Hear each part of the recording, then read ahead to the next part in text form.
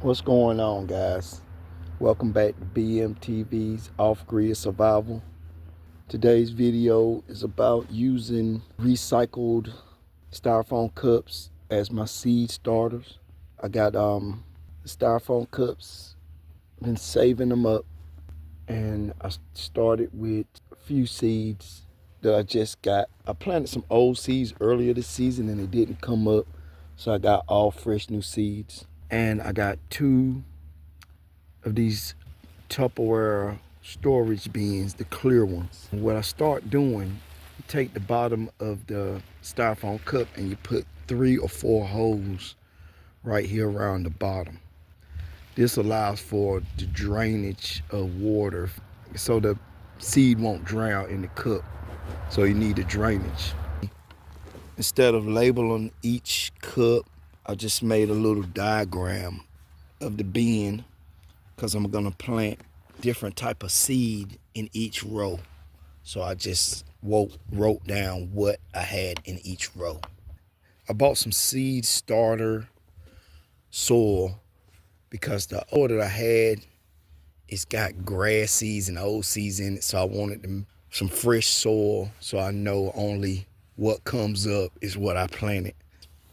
And you just scoop the soil in the cup, pretty much fill it up, and you put a hole down about to the knuckle, first knuckle of your finger maybe.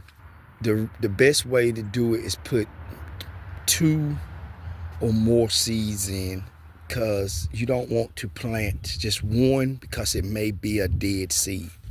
You know, you increase your chances of growing something in each cup if you put 2 or more seeds in it, preferably just 2, because once they grow and they grow big enough, you can actually separate them and put them in different containers, and you'll actually have 2 live plants growing separately away from each other.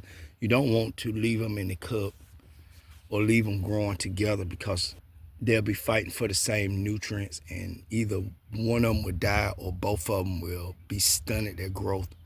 So later on, I'll show a video of that, make a video.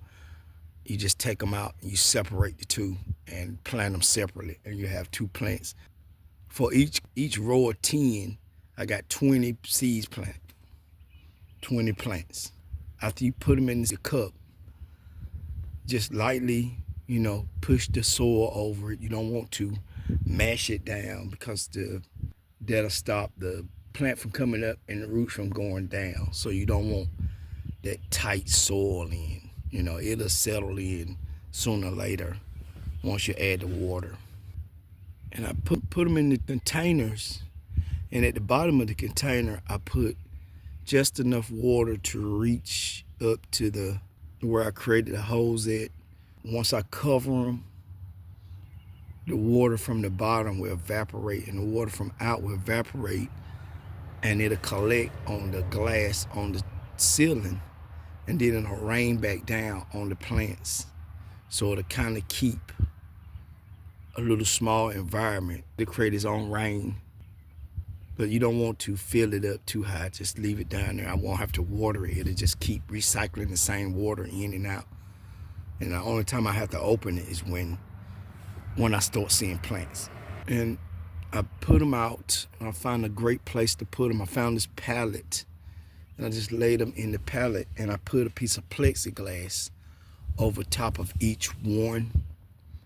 I'll just leave them out here and let them do what they do. But I have plenty of plants and just this small amount of cups, you count 40 cups per container. So that's almost 80 plants.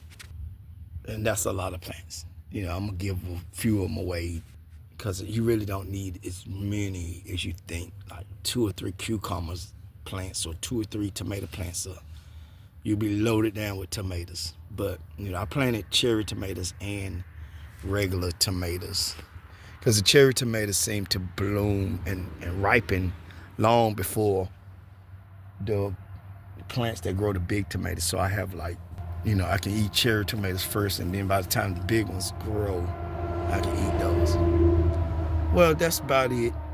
And I appreciate you coming through. Make sure you like, subscribe, share. And I'll see you guys later. Stay tuned.